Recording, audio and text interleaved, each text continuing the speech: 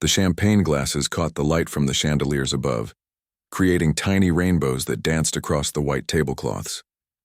Margaret moved between the tables with practiced ease, her tray balanced perfectly on one hand. She'd been doing this for 3 years now, and her body knew the rhythm without thinking. Smile, pour, step back. Clear the plate, nod politely, move to the next table. The Ashford estate was unlike any place she'd worked before. The ceiling seemed to stretch up forever, decorated with paintings of clouds and angels that probably cost more than her entire apartment building. The guests wore dresses that shimmered like water, and suits so perfectly tailored they looked painted on. Their jewelry caught the light with every gesture, sending sparkles across the room like tiny fireworks. Margaret tried not to stare. That was one of the first rules they'd taught her when she started catering work. Don't look too long. Don't listen too closely. Be invisible. Just do your job and collect your paycheck at the end of the night. But it was hard not to listen sometimes. The conversations floated around her like smoke. A woman with diamonds dripping from her ears talked about her villa in Tuscany. A man with silver hair laughed about his new yacht. Another group debated which private school was better for their children. Margaret felt like she was moving through a different world, one that existed just inches away from her own, but might as well have been on another planet. She caught her reflection in one of the tall mirrors that lined the walls. Black uniform, hair pulled back tight, comfortable shoes that wouldn't hurt after 8 hours of standing. She looked exactly like what she was, the help, part of the background, as invisible as the servers were supposed to be. Her supervisor, Mrs. Patterson, caught her eye from across the room and gave her a slight nod. That meant the next course would be coming out soon. Margaret made her way back toward the kitchen, weaving through the tables with the empty tray. That's when she saw it, the piano. It sat in the corner of the ballroom like a sleeping giant, a Steinway grand, its black surface so polished she could see the chandelier reflected in it from across the room. The lid was open, revealing the strings inside, but no one sat at the bench. It was just there for decoration, she figured. Rich people liked having beautiful things around, even if they never used them. Margaret's fingers twitched at her sides.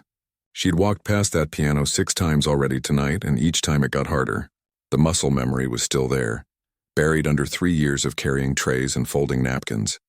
Her fingers remembered what it felt like to touch those keys, to feel them press down and spring back up, to coax music out of wood and wire and hammering felt. She pushed through the kitchen doors and the spell broke. The kitchen was hot and loud and real. Chefs shouted orders. Pans clanged. Steam rose from pots. This was her world now. Table 12 needs more wine, Mrs. Patterson said, not looking up from her clipboard, and table 7 is asking about the dessert menu. Margaret nodded and grabbed a fresh bottle of champagne from the ice bucket. Back through the doors, back into that other world. She'd learned to split herself in 2 over the past 3 years. There was the Margaret who smiled and served and said, of course, right away to people who never looked at her face. And then there was the other Margaret, the one she kept locked away deep inside, the one who still heard music in her head when she lay in bed at night. That Margaret had been accepted to the conservatory once, that Margaret had spent 6 hours a day at the piano, her fingers flying over the keys until they bled. That Margaret had teachers who said she had something special, something rare. That Margaret had dreamed of concert halls and recordings and music that would live forever. But that was 8 years ago. Before the accident, before everything changed, Margaret pushed the memory away like she always did. There was no point in thinking about it. No point in dwelling on what might have been. Her little brother Tommy needed her. He was in his 2nd year of college now, studying engineering. He was going to have the future she'd given up. That was what mattered. She poured wine for the guests at table 12. They didn't thank her. They were too busy talking about some art auction they'd attended last month. Apparently, someone had paid $2 million for a painting that was just blue. Just blue. Nothing else. Margaret wondered what you could do with $2 million. Pay off a house. Send a kid through college 20 times over. Never worry about money again. She moved on to the next table. A woman was showing off her engagement ring, and the other women were oohing and aahing over it. The diamond caught the light and threw it around like a tiny disco ball. Margaret smiled politely and refilled water glasses. The evening wore on. Appetizers gave way to soup, soup to salad, salad to the main course. Margaret's feet started to ache despite her comfortable shoes. Her smile felt painted on, but she kept moving, kept serving, kept being invisible. She passed the piano again. Still silent, still waiting. For just a moment, Margaret let herself imagine sitting down at that bench. She imagined the cool ivory under her fingertips, the weight of the keys, the way the sound would fill this enormous room. She imagined playing something big and dramatic, something that would make all these people in their expensive clothes stop talking and just listen. But that was a fantasy. She was a waitress. She had bills to pay and a brother to support, and no time for dreams that had died years ago. Mrs. Patterson appeared beside her, making her jump. "You okay? You look distracted." "I'm fine," Margaret said quickly, just thinking about the next course. Mrs. Patterson gave her a long look like she didn't quite believe her, but then someone called for more bread and the moment passed. The dessert course came out. Tiny works of art on expensive plates, chocolate something with gold leaf on top. Margaret had no idea what half of it was, but she delivered it with the same practiced smile. A man at table 5 sent his dessert back. "Too sweet," he said. Margaret took it back to the kitchen, where the chef threw it in the trash and plated another one, muttering under his breath about people who didn't appreciate art. The charity auction was scheduled to start at 9. Margaret glanced at the clock. 8:30. Just another half hour and then she could start clearing tables for real, breaking down the room, getting ready to go home. She was tired. The kind of tired that lived in your bones. But it was good tired. Honest tired. The tired that came from a hard day's work that put money in the bank and kept the lights on at home. She just had to get through the auction. Smile through another hour of rich people bidding ridiculous amounts of money for things they didn't need, and then she could go home, take off these shoes, and collapse into bed. Margaret picked up another tray and headed back into the ballroom. The piano sat silent in the corner, still waiting. Still beautiful. She turned away and got back to work. Victoria Hartwell stood at the front of the ballroom, tapping her wine glass with a spoon. The gentle ringing sound cut through the conversations, and gradually the room fell silent. She was the kind of woman who commanded attention without even trying. Everything about her spoke of old money and power, from her pearl necklace to the way she held her chin just slightly raised. "Ladies and gentlemen," she began, her voice carrying effortlessly across the room, "we're about to begin tonight's charity auction. But first, I'm delighted to introduce our evening's entertainment. We have a wonderful pianist who will perform for us while we prepare." Margaret was in the back corner, stacking dirty plates onto her tray. She looked up at the mention of a pianist. Finally, someone was going to play that beautiful instrument. Victoria smiled at the crowd. "Please, welcome." The doors to the kitchen burst open. Mrs. Patterson rushed out, her face pale. She practically ran to Victoria, whispered something urgent in her ear. Margaret watched Victoria's expression change from pleased to confused to angry in the space of about 3 seconds. "Excuse me," Victoria said to the crowd, her smile now tight and forced. She stepped away from the microphone, talking rapidly with Mrs. Patterson. Other staff members joined them. Margaret could see David, the event coordinator, pulling out his phone and making frantic calls. The guests started murmuring among themselves. Something was wrong. Margaret moved closer, pretending to clear a nearby table. She couldn't help but overhear. "What do you mean he's not coming?" Victoria's voice was sharp, though she kept it low. "There was a miscommunication," David said, looking like he wanted to disappear into the floor. "He thought the event was next Saturday. He's in Boston right now. There's no way he can get here in time." Mrs. Patterson wrung her hands. "We tried calling every agency in the city. Everyone's booked for Saturday night. There's nobody available." Victoria closed her eyes and took a deep breath. When she opened them again, her jaw was set. "This is unacceptable. Do you understand what this means? I have 200 of the city's most influential people here. I've been promoting this charity auction for months. Without the entertainment portion, half of them will leave. The auction will be a disaster. Maybe we could play recorded music," David suggested weakly. "Recorded music?" Victoria looked at him like he'd suggested serving McDonald's for dinner. At an event of this caliber? Absolutely not. Margaret felt bad for David. He looked like he might cry. Victoria turned back to the crowd, her smile plastered back on. "We're having a small technical difficulty. Please enjoy your dessert, and we'll begin shortly." But Margaret could see the calculation in her eyes.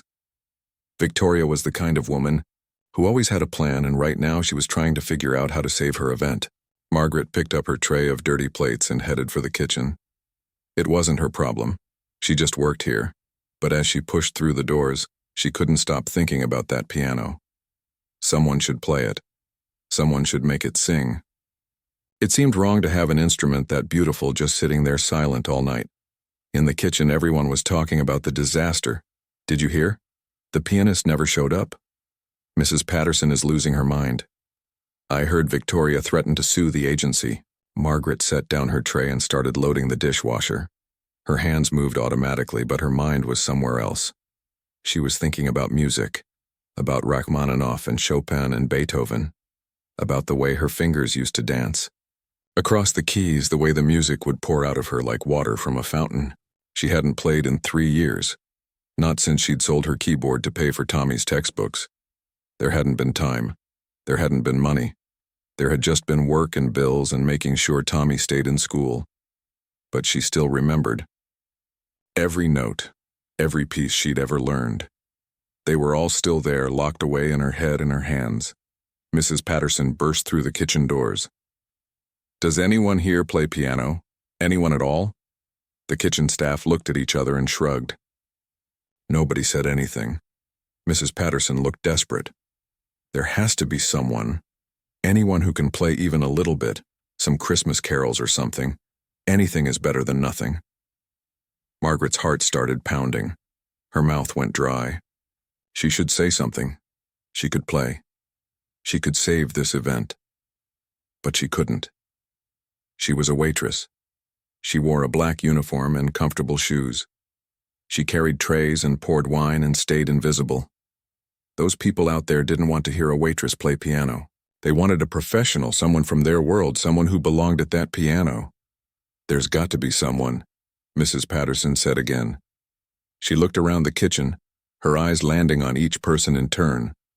When her gaze fell on Margaret, it stopped. Margaret looked down at the dishes in her hands. Margaret, Mrs. Patterson said slowly, didn't you put something about piano on your application when you first started? Everyone in the kitchen turned to look at her. Margaret's face burned. That was a long time ago. I don't really play anymore. But you did play? Mrs. Patterson moved closer. You took lessons or something? I studied at the conservatory, but that was years ago. I'm not. You studied at a conservatory? Mrs. Patterson grabbed her arm. Margaret, you have to help us, please. Victoria's talking about canceling the whole auction. Do you know how much money that is? How many people that charity helps? I can't. I'm not good enough. I haven't played in years. I don't care if you play chopsticks. You have to try. Please, Margaret, I'm begging you. The other kitchen staff were all nodding, adding their own pleas. Margaret felt like the walls were closing in. Her hands were shaking. I don't have the right clothes, she said weakly. I can't perform in a waitress uniform. Nobody cares what you're wearing. Just play something. Anything. Mrs. Patterson was pulling her toward the door now. Margaret tried to resist, but it was no use. Before she knew what was happening, she was being led back into the ballroom. The conversations died as people noticed the commotion. Mrs. Patterson was talking to Victoria, gesturing at Margaret. Victoria looked Margaret up and down, her expression skeptical. You play piano? I used to, Margaret managed to say. But I'm not. Can you play now? Right now? Margaret looked at the piano. It seemed impossibly far away and impossibly close at the same time. Her whole body was shaking. I guess so, but I'm really not. That's all I need to hear.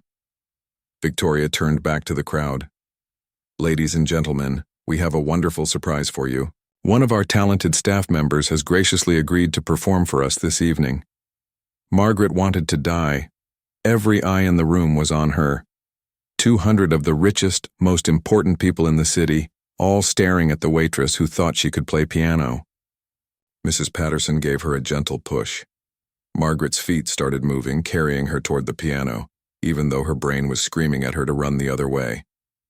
The walk across that ballroom was the longest walk of her life. She could feel everyone watching. She heard whispers. Some people were smiling, like this might be entertaining. Others looked annoyed, like their time was being wasted. Margaret reached the piano bench and sat down. The seat was at the perfect height.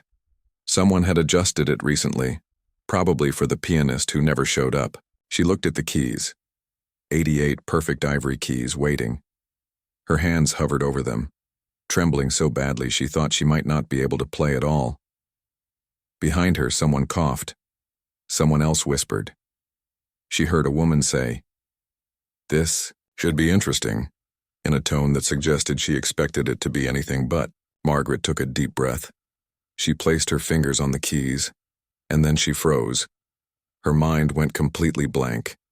Every piece she'd ever learned, every song she'd ever played, all of it was just gone, vanished. There was nothing in her head except pure panic. The silence stretched on. Someone shifted in their chair. Someone else cleared their throat. Margaret closed her eyes. "Come on," she thought. "Remember. Just remember." And then, slowly, it came back. Not a song. Just a feeling. The feeling of why she'd fallen in love with music in the first place. The way it could say things that words couldn't. The way it could reach into your chest and touch your heart directly. She let her fingers find middle C. Just one note. Then another. And another. She wasn't thinking about the crowd anymore. She wasn't thinking about her uniform or her comfortable shoes, or the fact that she was a waitress playing for millionaires. She was just thinking about the music. The first notes came out soft and hesitant. Margaret's fingers remembered the opening of Rachmaninoff's Piano Concerto No. 2, even if her mind was still foggy with panic. It was one of the pieces she'd performed for her conservatory audition, back when she still believed the world was full of possibilities. She played the opening phrase once, then again, letting her hands remember the patterns. The keys felt cool and smooth under her fingertips, exactly like she remembered. The piano was perfectly tuned, responsive in a way her old keyboard had never been. Behind her, the whispering continued. She tried to block it out. Just focus on the music, just play. The piece started to build. Her left hand found the deep bass notes while her right hand climbed higher, creating the melody that seemed to reach up toward those painted angels on the ceiling. The music started to flow more naturally now, like water finding its path down a hillside. Margaret's eyes were closed. She couldn't look at the crowd. If she saw their faces, their judgment, their skepticism, she would lose her nerve completely. So she just played, letting the music take her back to a different time. A time when she was 17 and the whole world seemed to be opening up in front of her like a flower. She remembered her teacher, Professor Chen, telling her that she had a gift. Not just technical skill, though she had that too, but something more important. She could make people feel things when she played. She could take notes on a page and turn them into emotions that hit you right in the chest. "Music is a language," Professor Chen used to say. "And you, Margaret, you speak it fluently." That felt like a lifetime ago now. Her fingers moved faster, attacking the more complex passages of the piece. These were the parts that had taken her months to master, the parts where both hands had to move independently, creating layers of sound that wove together into something bigger than the sum of their parts. Somewhere around the second minute, something shifted. Margaret stopped thinking entirely. Her hands took over, guided by muscle memory and instinct and something deeper than conscious thought. She wasn't a waitress anymore. She wasn't in the Ashford Estate ballroom. She was just music, pouring herself out through the piano. The piece built to its first major crescendo. Her hands crashed down on the keys, filling the enormous room with sound. The chandelier above her seemed to vibrate with the force of it. And then, just as suddenly, she pulled back, letting the music soften into something gentle and sad. This was the part she'd always loved most. The part where the composer seemed to be remembering something beautiful that was lost forever. Every time she played it, she thought about her parents. The accident had been so sudden. One day they were there helping her practice, proud of their talented daughter. The next day they were gone, and Margaret was 20 years old with a 10-year-old brother, and no idea how she was going to keep their little family from falling apart. She'd made the only choice she could. Tommy needed her. He needed food and shelter and someone to help with homework and someone to sign permission slips. The conservatory could wait, she told herself. It would still be there later. Except later never came. The tears were flowing freely down her face now, but she didn't stop playing. If anything, she played harder, pouring all of those lost years into the music. All the dreams she'd put aside, all the sacrifices that nobody knew about, all the times she'd walked past music stores and felt that ache in her chest. The music swelled again, bigger this time, both hands flying across the keys, creating a storm of sound.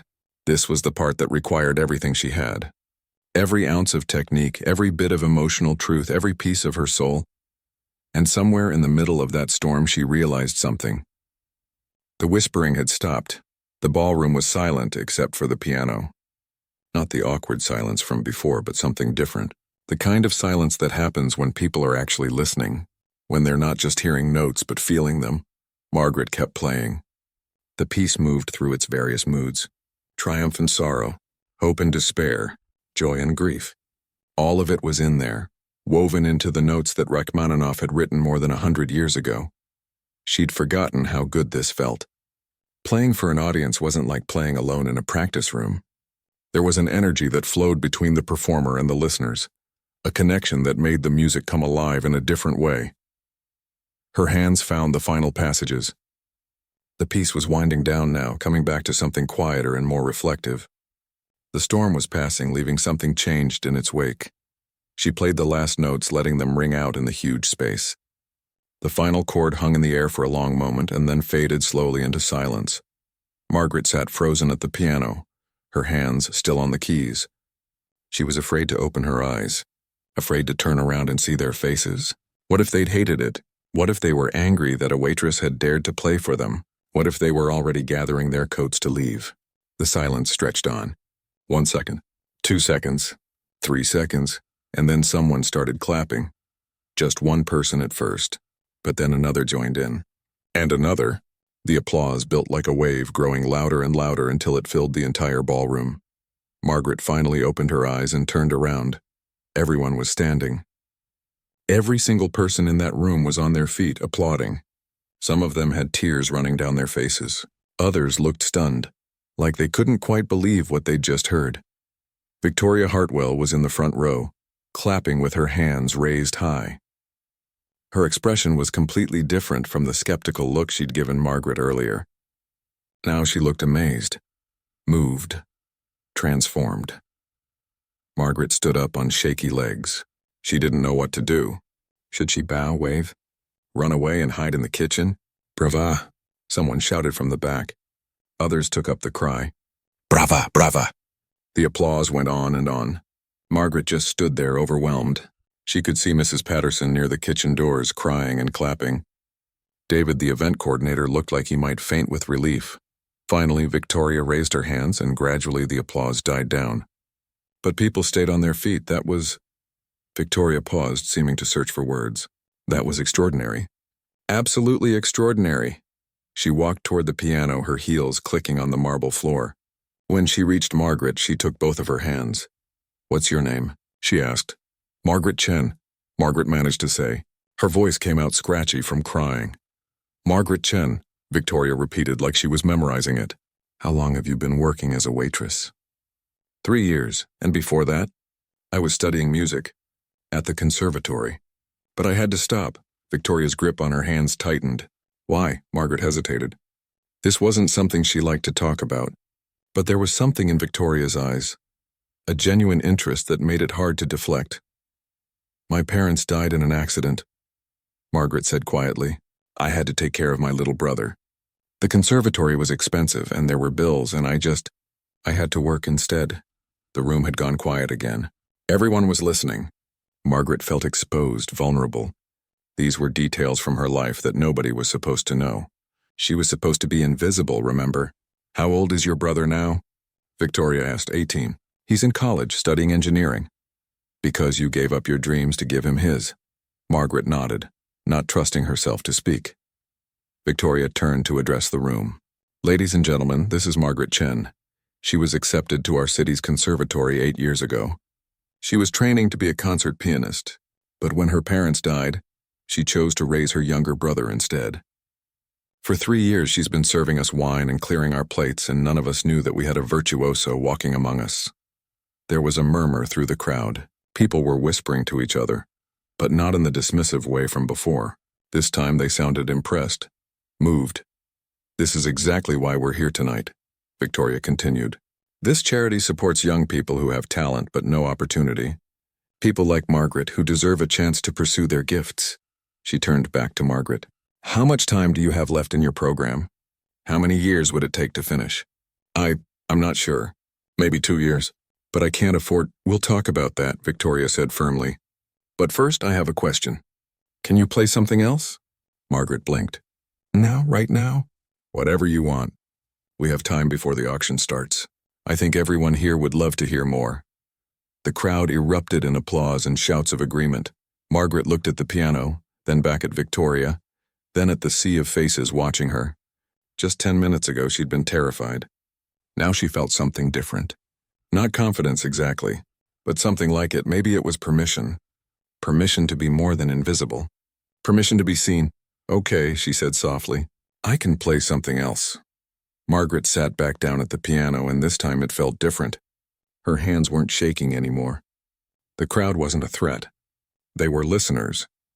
They actually wanted to hear what she had to give. She decided to play something different, something lighter. Chopin's Nocturne in E-flat major. It was beautiful and melancholic, but also hopeful, which felt right for this moment. As she played, she noticed things she'd been too terrified to see before. In the third row, an older gentleman had closed his eyes, a peaceful smile on his face.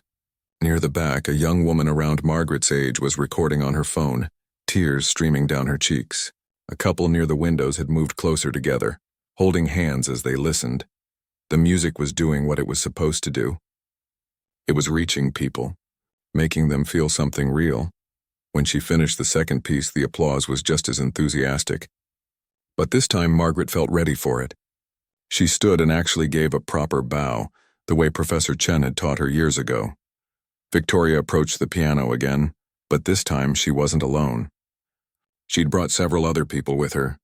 Margaret recognized a few faces from serving them dinner. One was a distinguished-looking man with gray hair and an expensive watch. Another was a woman in a green dress who'd barely touched her dessert. Margaret, I want you to meet some people, Victoria said. This is Robert Park. He's on the board of the Conservatory of Music. Robert extended his hand and Margaret shook it, still feeling like she was in some kind of dream.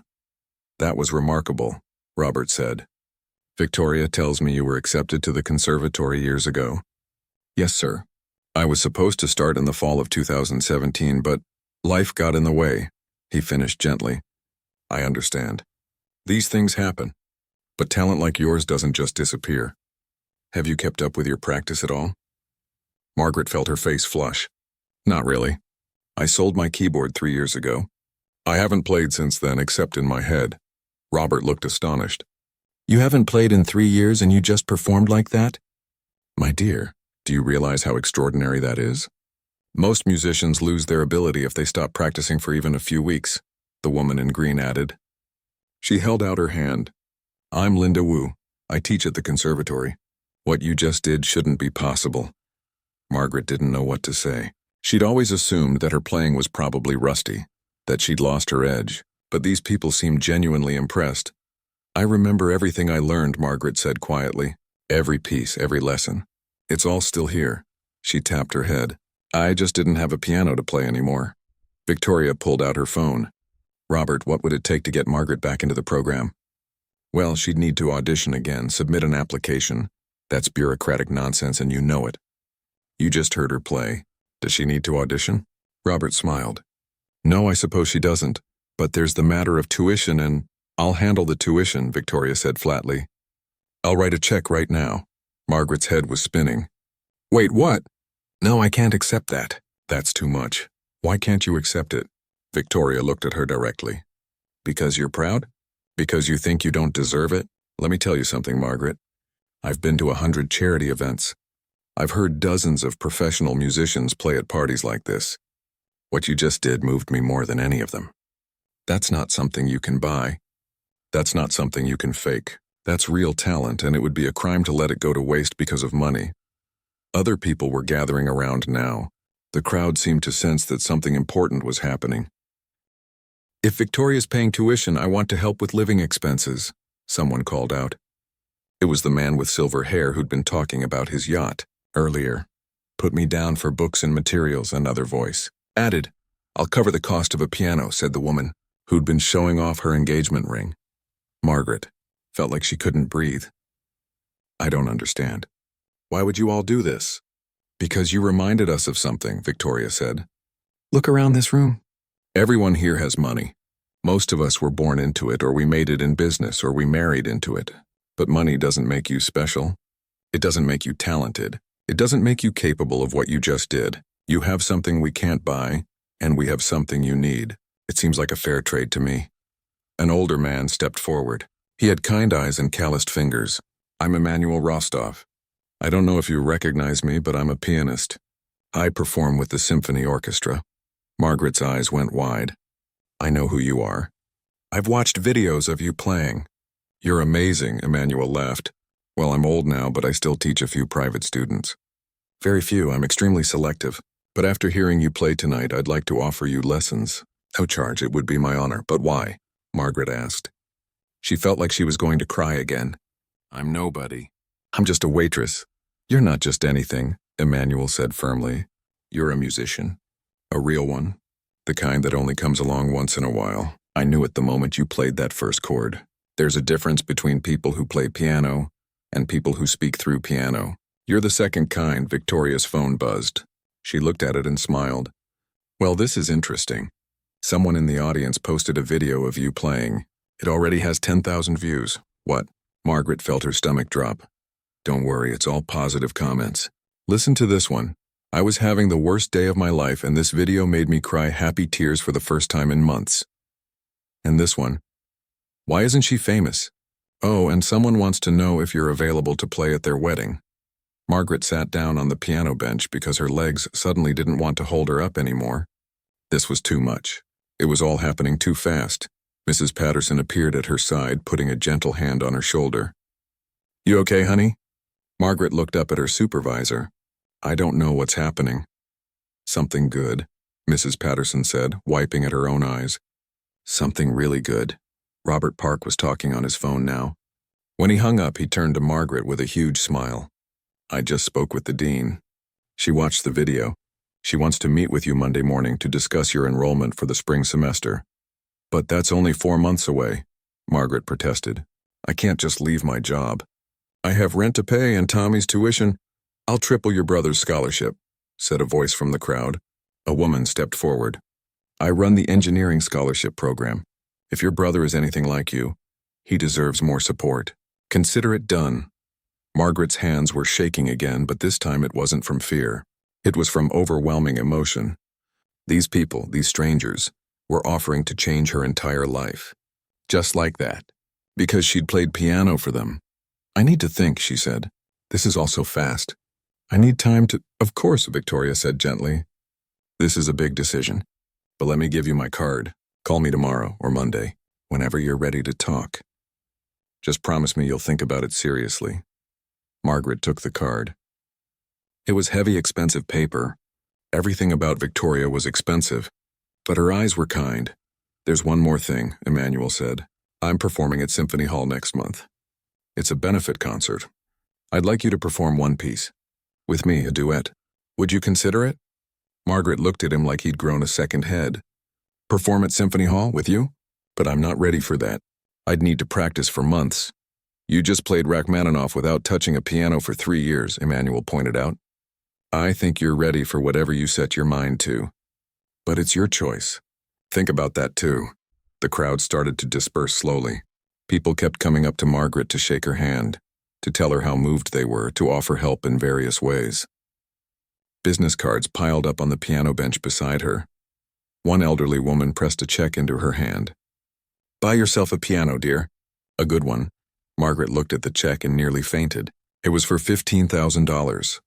"I can't accept this," she tried to give it back. "Yes, you can," the woman said.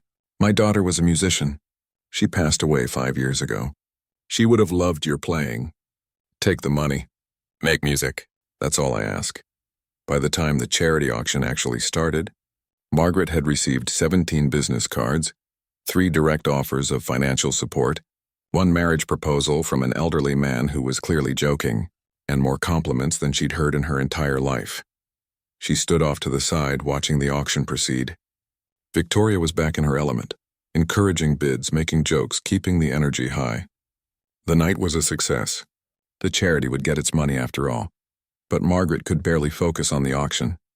Her mind was racing with possibilities. Could she really go back to school? Could she really become a pianist again? After all this time? More importantly, should she? Tommy was doing well in college.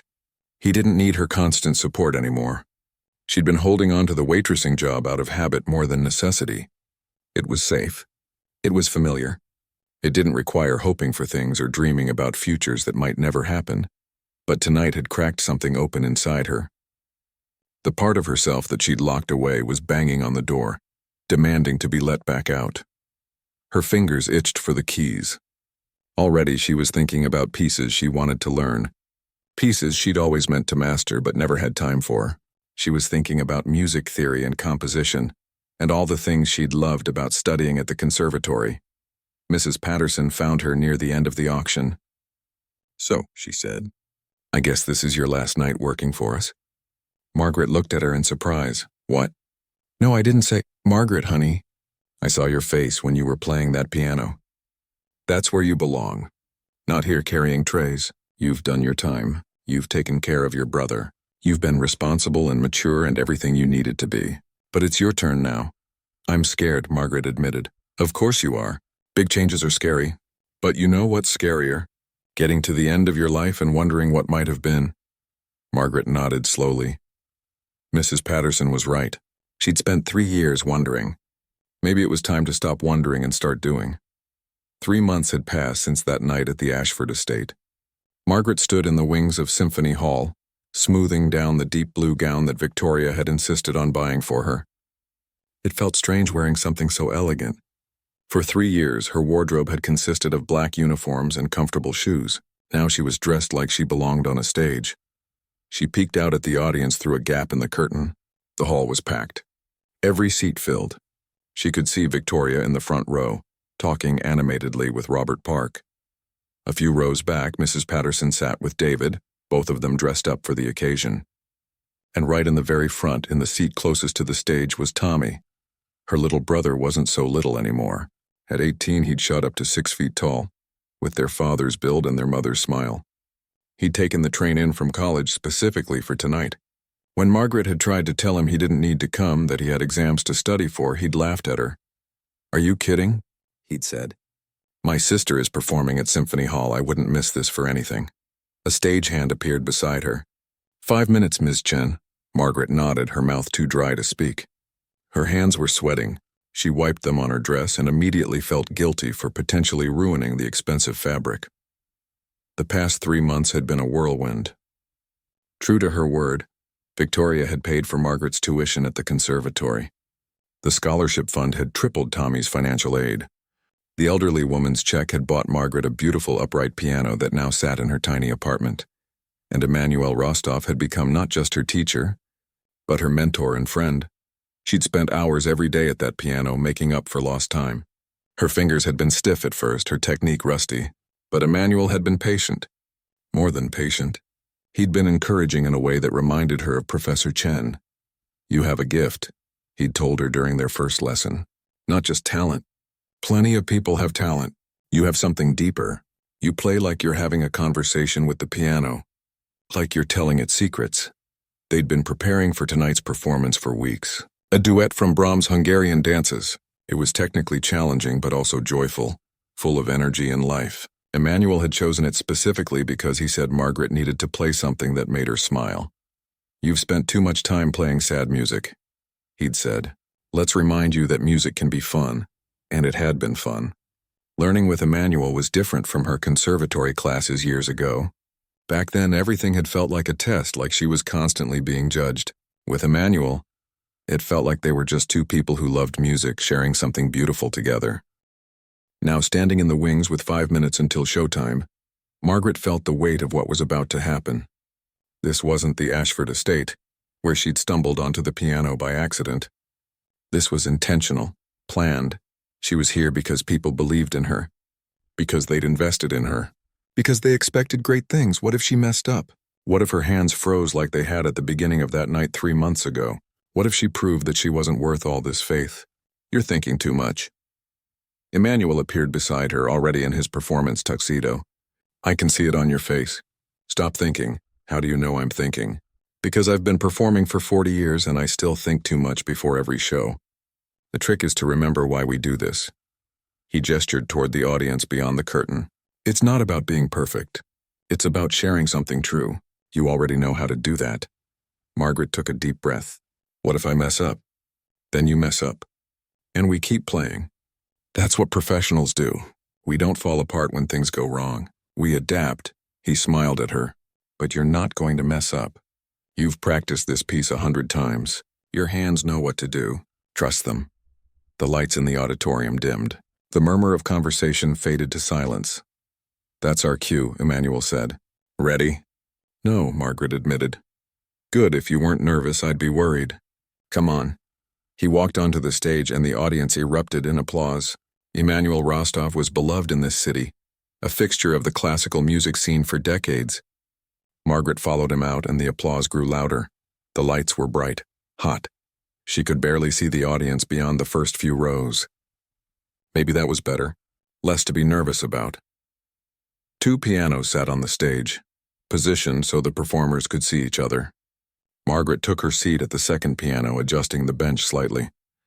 The Steinway gleamed under the stage lights. It was even nicer than the one at the Ashford estate. Emmanuel counted them in with a subtle nod. And then they began. The opening notes were bright and energetic, almost playful. Margaret's hands danced across the keys, playing off Emmanuel's melody. They'd practiced this so many times that her body knew exactly what to do, even if her mind was still racing.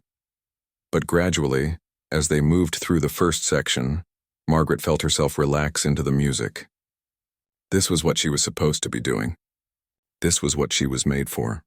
Not carrying trays or pouring wine or staying invisible. The piece required the 2 performers to work together, passing melodies back and forth, building on each other's ideas. It was like a conversation, just as Emmanuel had said. He would play a phrase and she would answer it. She would start something and he would take it further. Margaret found herself smiling as they played. She caught Emmanuel's eye and he was smiling too. This was the fun he'd promised her. The joy of making music with someone who understood it the way you did. The audience disappeared. The stage disappeared. There was only the music and the 2 pianos and the way their sounds wove together into something bigger than either of them alone. They reached the final section, the tempo picking up, both pianos racing toward the conclusion. Margaret's fingers flew across the keys, hitting every note with precision but also with feeling. This wasn't just about playing the right notes. It was about meaning them. The final chord rang out triumphant and bright. Margaret and Emmanuel both lifted their hands from the keys at exactly the same moment, letting the sound fade naturally into silence. For a heartbeat, the hall was quiet. Then the audience erupted. People were on their feet, applauding and cheering. Margaret stood up on shaky legs and joined Emmanuel at center stage. They bowed together and the applause grew even louder. Margaret looked out at the audience and found Tommy. He was standing on his chair, clapping with his hands over his head, tears streaming down his face. When he saw her looking, he cupped his hands around his mouth and shouted, "That's my sister!" Several people around him laughed and patted him on the shoulder. Victoria was crying too, dabbing at her eyes with a handkerchief while still managing to clap enthusiastically. Emmanuel squeezed Margaret's hand. "See," he said quietly. "I told you." They bowed again, and finally the curtain came down. Backstage, Margaret was immediately swarmed. Victoria got to her first, pulling her into a tight hug. "That was magnificent," she said. "Absolutely magnificent. I have 3 people who want to book you for performances already."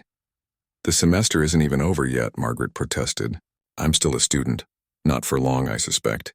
Word is spreading fast. The woman who posted that video from the Ashford estate, she's here tonight. She's already posted another video. It has 30,000 views. Margaret felt dizzy. 30,000? Welcome to the modern world, Victoria laughed. Talent goes viral. Tommy pushed through the crowd and grabbed his sister in a bear hug. Meg, that was insane. I had no idea you could play like that. You've heard me play before, Margaret said, laughing and crying at the same time. Not like that. Not with that big fancy piano and the lights and everything. You looked like a real professional. I am a professional now, I guess. Yeah, you are. Tommy pulled back, looking at her seriously. I'm so proud of you. And I know Mom and Dad would be too. That made Margaret lose it completely. She buried her face in her brother's shoulder and let herself cry. All the stress of the past 3 months, all the practice, all the fear and hope and uncertainty, it all came out at once. Hey, it's okay, Tommy said, patting her back awkwardly. You did great. Why are you crying? Because I'm happy, Margaret managed to say. Because I can't believe this is real. It's real, Tommy assured her. And you deserve it. You gave up everything for me. Now it's your turn. Emmanuel appeared with 2 glasses of champagne. He handed one to Margaret and kept one for himself. To new beginnings, he said, raising his glass. Margaret clinked her glass against his. Thank you. For everything. For believing in me. I didn't make you talented, Emmanuel said. I just reminded you that you were. There's a difference. More people crowded around, wanting to offer congratulations. Robert Park from the conservatory. Linda Wu, who was now one of Margaret's professors. The elderly woman who'd given her the money for the piano. Mrs. Patterson, who kept saying, I knew you were special, over and over again. A young woman with a notebook approached hesitantly. Ms. Chen, I'm a reporter for the arts section of the newspaper. Would you be willing to answer a few questions? Margaret looked at Emmanuel, who nodded encouragingly. Sure, she said. What do you want to know? I heard your story. About how you were discovered at a charity event while working as a waitress. That's quite a journey. How does it feel to be performing at Symphony Hall now? Margaret thought about it. It feels like coming home, she said finally. Music was always my home. I just took a detour for a while. But I'm back now. Do you have plans for the future? More performances? I'm finishing my degree first. That's important to me. But yes, I want to keep performing. I want to share music with people. That's all I've ever wanted. The reporter scribbled notes. One more question. What would you say to other people who've had to give up their dreams? People who think it's too late? Margaret smiled. I'd say it's never too late. I didn't play piano for 3 years. 3 years. And I was terrified that I'd lost everything, that I'd waited too long. But the music was still there. It was always there. Dreams don't die just because you put them on hold. They wait for you. And when you're ready to come back to them, they're still there waiting. The reporter thanked her and moved away. Margaret took another sip of champagne and looked around at all the people who'd helped make this night possible. Victoria, who'd believed in her first. Emmanuel, who'd taught her to trust herself again. Robert and Linda, who'd welcomed her back to the conservatory. Mrs. Patterson, who'd pushed her toward that piano 3 months ago even when Margaret was terrified. And Tommy, who'd never doubted her for a second. Speech, someone called out. Others took up the cry. Speech. Margaret shook her head. I already gave my speech. With the piano, come on, Victoria urged. Just a few words. Margaret looked at all the expectant faces. She thought about the girl she'd been 3 months ago. Invisible, scared, convinced that her dreams were dead and gone forever. She thought about that walk across the ballroom floor, certain she was about to humiliate herself. And she thought about what had happened instead. Okay, she said, setting down her champagne glass. I'll say something. The crowd quieted down. 3 months ago, I was convinced that my life was decided. That I knew exactly what I was and what I wasn't. I wasn't a musician anymore. I was a waitress. That was my identity. That was my reality. And I was okay with that, or at least I told myself I was. But then something happened that I didn't expect. Someone gave me a chance. Actually, a lot of people gave me chances. And I learned something important. Our stories aren't finished until we decide they're finished. I thought mine was over, but it was just beginning. So thank you, all of you, for reminding me that it's never too late to become who you were meant to be.